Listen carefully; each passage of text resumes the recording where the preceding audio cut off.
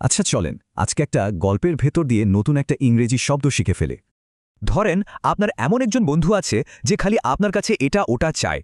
যেমন ধরেন একদিন সে আপনার কাছে একটা কলম চাইল, বলল ওটা নাকি আনতে ভুলে গেছে।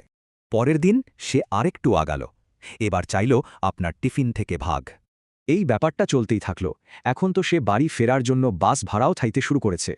তো আপনি একটা প্যাটার্ন খেয়াল করলেন, সে সবসময় শুধু নিয়েই যায় কিন্তু কোনোদিন কিছু ফেরত দেয় না।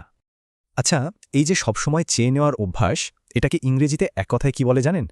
হ্যাঁ, এই শব্দটা হলো ক্যাচ, মানে এমনভাবে কিছু চেয়ে নেওয়া যা আপনি আর ফেরত দেবেন না। চলেন এবার দেখি কিছু বাক্যে এই শব্দটা কিভাবে ব্যবহার করা হয়। এই যেমন এখানে একজন লোক তার কলিগসদের কাছ থেকে প্রায় ফ্রিতে খায় কিন্তু নিজে কোনোদিন কিচ্ছু দেয় না। এখানে বলা হচ্ছে একজন ফ্রিল্যান্সার কোনো টাকা বা সুবিধার বিনিময় ছাড়াই অন্যের কাছ থেকে কাজ হাতিয়ে নিতে চাইছে। আর এই উদাহরণটা বেশ সিরিয়াস। এখানে একজন উদ্যোক্তা টাকা ফেরত দেওয়ার কোনো প্ল্যান ছাড়াই ইনভেস্টরদের থেকে টাকা চাইছে। তাহলে একটা জরুরি বিষয় পরিষ্কার হওয়া দরকার। ক্যাচ করা আর কাউকে বিপদে সাহায্য করা কিন্তু এক জিনিস না। এই শব্দটার মধ্যে একটা নেগেটিভ ব্যাপার আছে। এটা দিয়ে বোঝায় কেউ অন্যের ভালো মানুষের সুযোগ নিচ্ছে।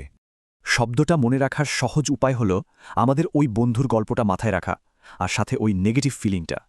এবার একটু ভাবেন তো, এই শব্দটা শেখার পর এখন কি কারো আচরণ দেখলে বুঝতে পারবেন যে সে ক্যাচ করার চেষ্টা করছে কিনা?